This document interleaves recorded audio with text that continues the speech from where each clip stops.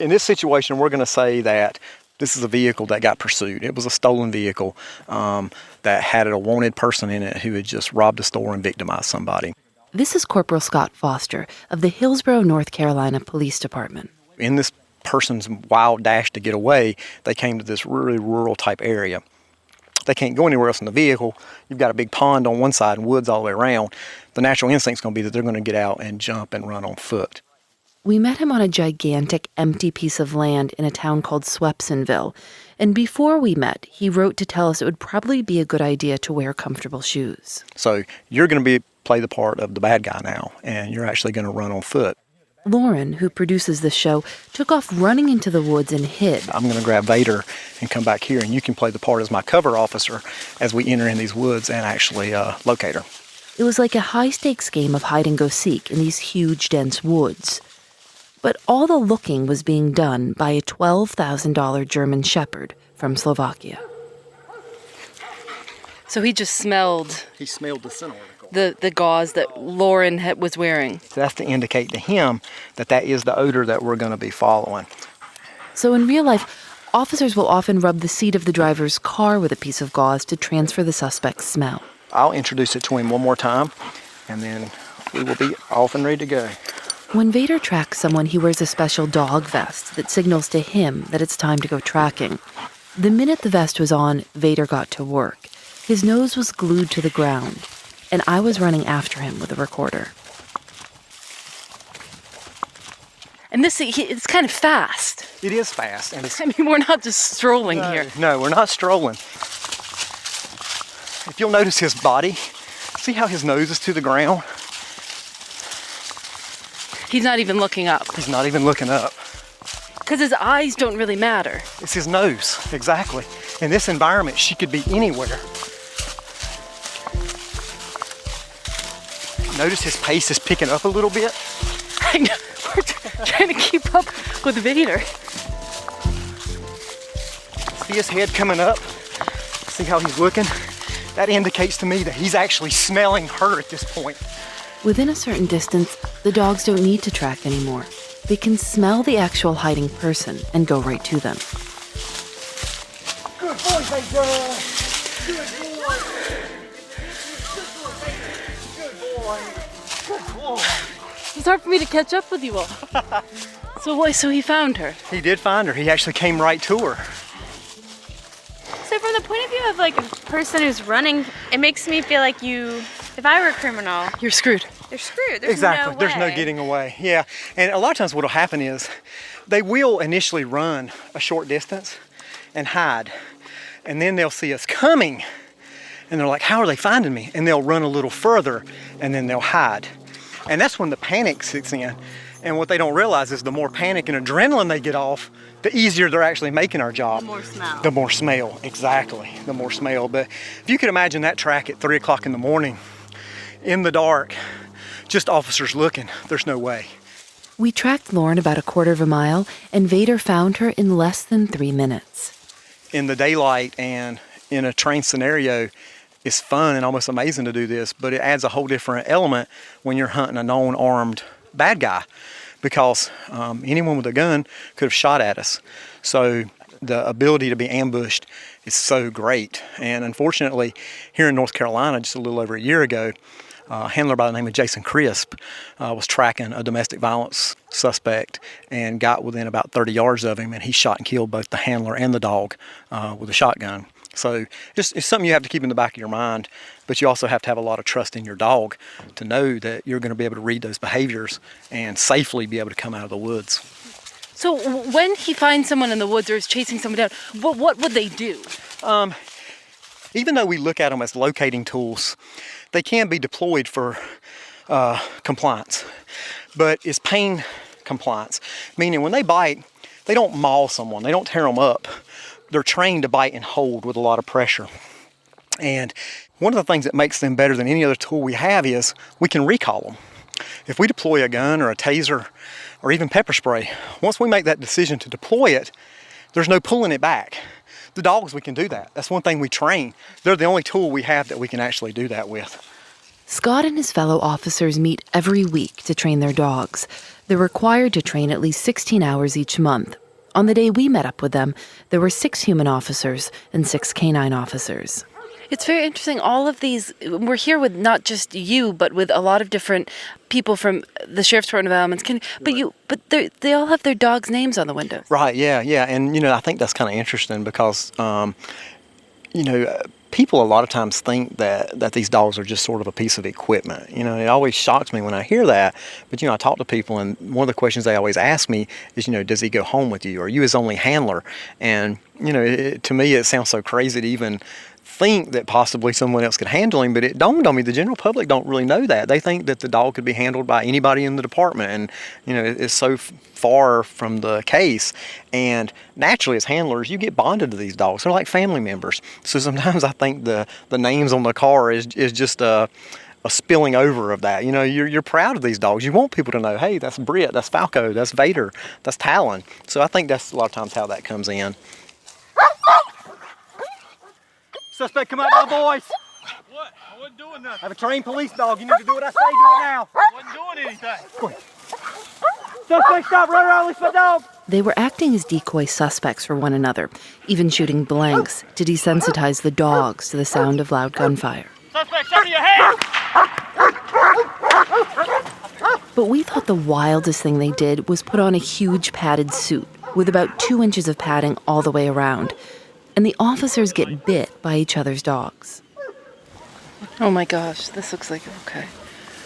Whose dog's coming up for this? Falco. So he's got the whole suit on. He does. How is the dog? The dog is just going to get him wherever he wants? Not necessarily. We do teach our dogs to target. We have different areas we want them to target that's going to do minimal amount of damage. Typically, we like them to target inner bicep, outer forearm, calf, or back of the thigh. We try to keep them away from areas, or triceps. We try to keep them away from anywhere where there's nice veins and stuff, arteries and stuff that we don't want to be damaged. See his full mouth? See how deeply that's in there? The force is coming from the back of his teeth. The damage is caused by the front of the teeth. So we actually train that. What's amazing about watching the dogs bite is that once they've closed their back teeth, they don't move. Even if the decoy hits them or swings them all over the place, the dog holds steady. So the dog is like off the ground, he's just holding on with his mouth. Yeah, exactly. The dog won't release until he gets the command, and then he stands guard. So this is like the dog's working as your partner. Exactly. Even spending half a day with them, it's obvious that these highly trained dogs can absolutely do things that a human being never could. It also became obvious pretty quickly that this wasn't going to be just a story about how effective police dogs can be. It was about something else. Because long before Vader, Scott had a different partner, his original partner. And now all 3 of them lived together in a sort of complicated canine love triangle, complete with sneaking around and feeling guilty. I'm Phoebe Judge. This is Criminal.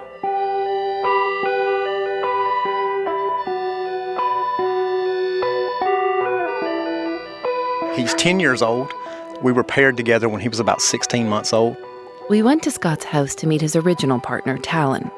Talon is enormous, much bigger and sturdier seeming than Vader. Talon's really awesome. I can't help but just smile anytime I talk about Talon.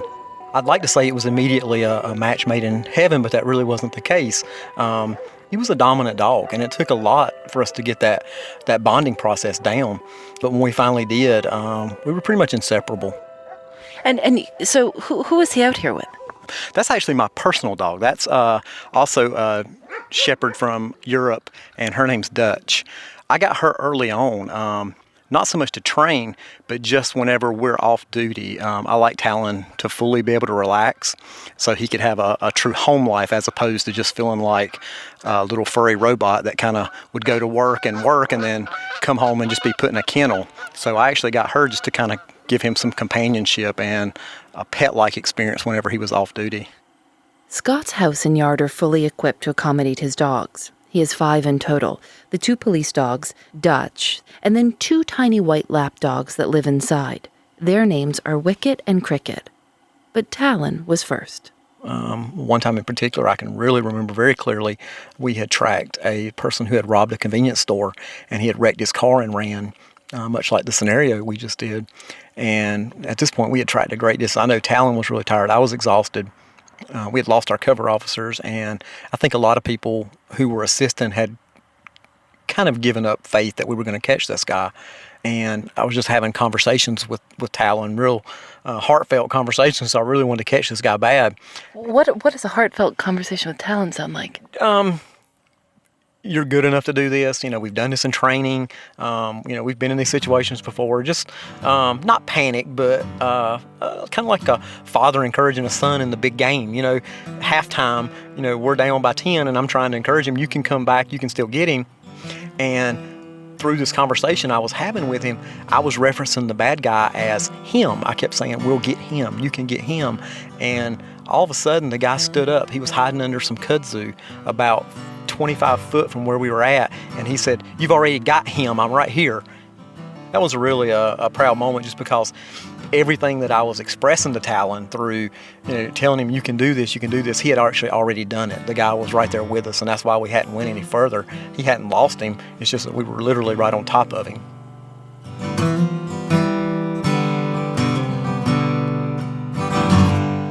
I told Scott when we arrived that I was a little afraid of dogs. Scott said he could tell that I was standing a little stiffly, and that Talon could pick up on it too. Oh my God. Hello. Talon, come here. His commands are in check. And where that comes from is with them getting most of their initial training up until that 12 to 14 months, being in Europe, it was only natural that they trained them in those languages. So when they come here, rather than trying to change that, ideally, and I say ideally because it don't always work, is to teach the handler the Czech commands. So I probably speak more of a Southern Czech. If anybody's listening to this, they may not even understand what I'm saying, but he fully understands it.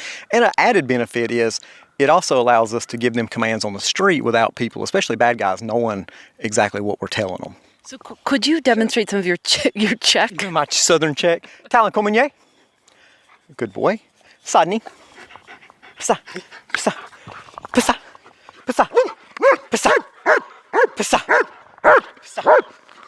So Talon, who Lauren had been playing with the whole time, suddenly sat right at her feet, looked her straight in the eyes, and barked. A lot. Just because Scott had told him to.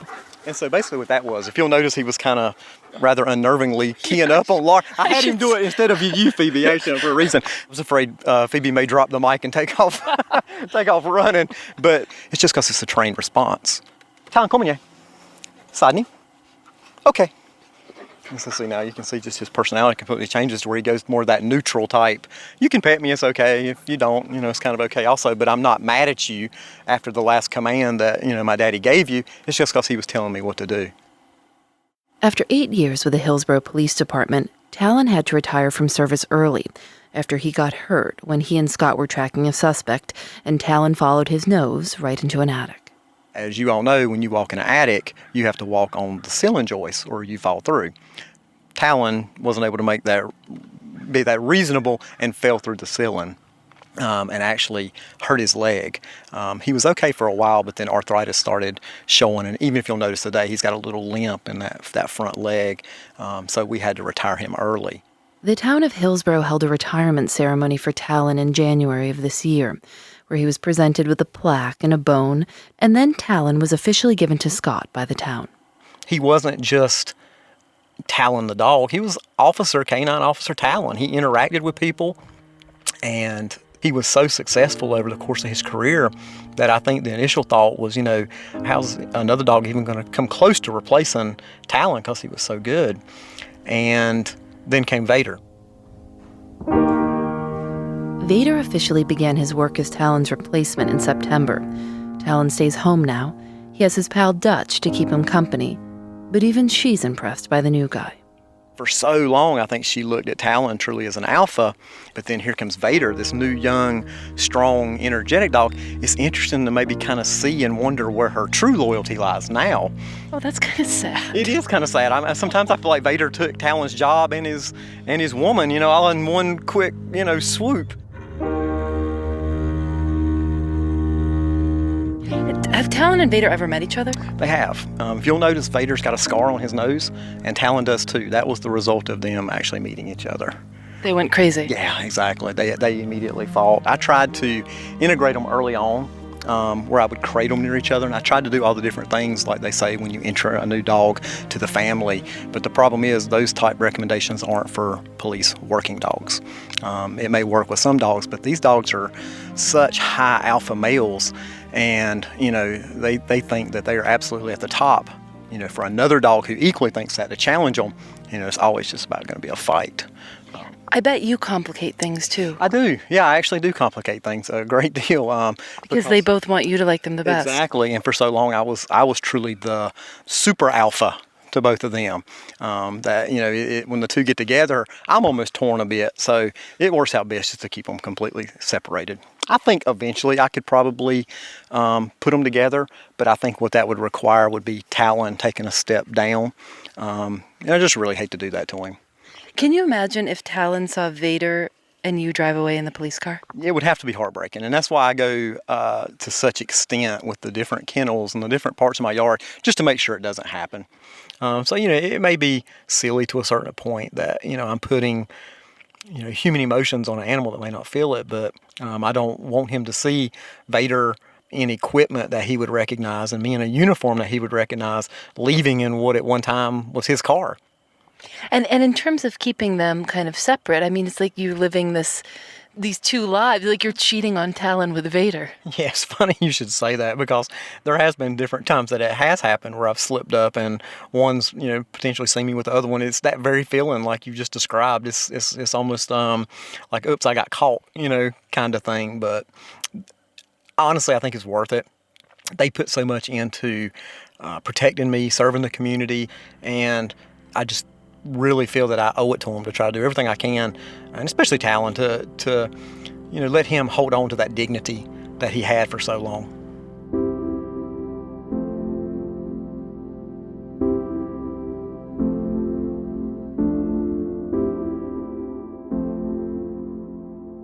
Scott just put his house on the market. He says he doesn't think his place has enough room for all the dogs, which seems a little wild because it actually looks like a dog paradise. But Scott says until maybe one day, when Talon and Vader can be together, he wants to make sure they both have enough room, so neither one feels like they're getting the bum deal.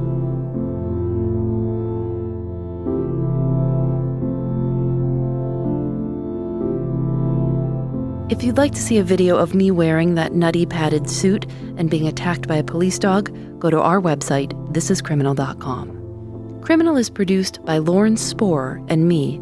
Audio engineering help from Rob Byers. Special thanks to everyone at the Hillsborough Police Department and Alamance County Sheriff's Office. Julianne Alexander makes our illustrations. You can see them on our website and our new Instagram, criminal_podcast. Criminal is recorded in the studios of North Carolina Public Radio, WUNC. And we're a proud member of Radiotopia from PRX, a collective of the 13 best podcasts around, shows like Love and Radio. On their latest, Timothy Wiley died and then his story began. In the remote high deserts of New Mexico, a door opens to the world beyond and the world within. For instance, a schizophrenic. As long as he can handle it, as long as he can get on with life, it doesn't matter, does it? I mean, he's just got a different perception. You can call it schizophrenia if you want, but the fact that you might hear voices, I hear voices, for God's sake. I mean, half my life I've heard voices. They give me good advice. Go listen. Radiotopia from PRX is supported by the Knight Foundation and MailChimp, celebrating creativity, chaos, and teamwork. I'm Phoebe Judge. This is Criminal. Radiotopia.